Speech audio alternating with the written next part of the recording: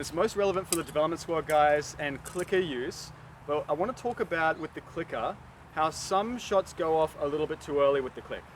Okay, now what can happen is when you're shooting, it can happen sometimes where you're coming into anchor, maybe you gave it a little bit too much mustard, maybe the coach is watching you so you exaggerate your technique a little bit, maybe the shot really counts so you just put a bit more force into it. Whatever it is, the click goes off too early.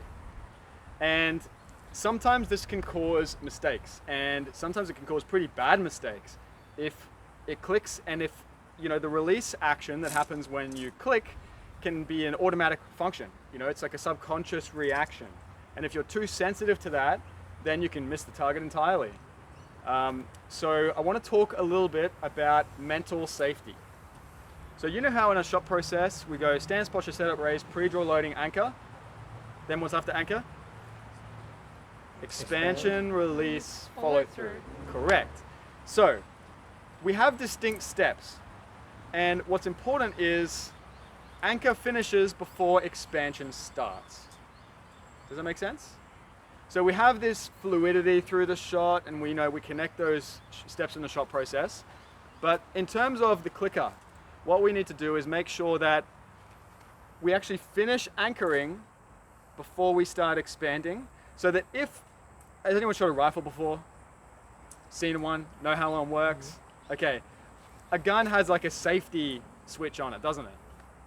So that if the safety's on and you pull the trigger, what happens? Nothing happens. Yeah, it doesn't go off. But once the safety's switched off, you pull the trigger, now what happens? Fires. Bang, it's going off, whether you're ready for it or not. So that's why with a gun, you have a physical safety switch that, you get it all lined up. I actually don't know how to shoot guns, but let's say I did. When you're lined up on target, now the safety's off, and now when you pull the trigger, it's gonna go. And we kind of have the same mental safety in place with the clicker.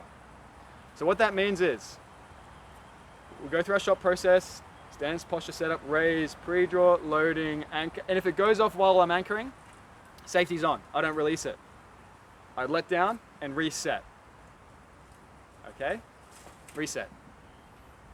But if I finish anchoring, now expansion starts. And once expansion starts, the safety's off. But I'm already in anchor. So now that I started expansion, I'm committed to the shot. When it clicks, it's gonna go. And that means that, because you have to have commitment. You can't click and then decide if you're gonna shoot it or not. Okay? But that step between anchor finishing and expansion starting is where your mental safety is, and where you become committed to let that arrow go if the clicker drops. Make sense? Now, all the other steps in our shot process are synchronized up with this. For example, our aiming sequence as well. You guys know that we have our aiming sequence such that when we come from pre-draw into anchor, the change of angle of the bow is such that the sight pin should basically drop onto the yellow as you come into anchor. So there should be a very small correction required, if at all, in order to bring the sight pin into the 10 ring or into the middle of the target during expansion.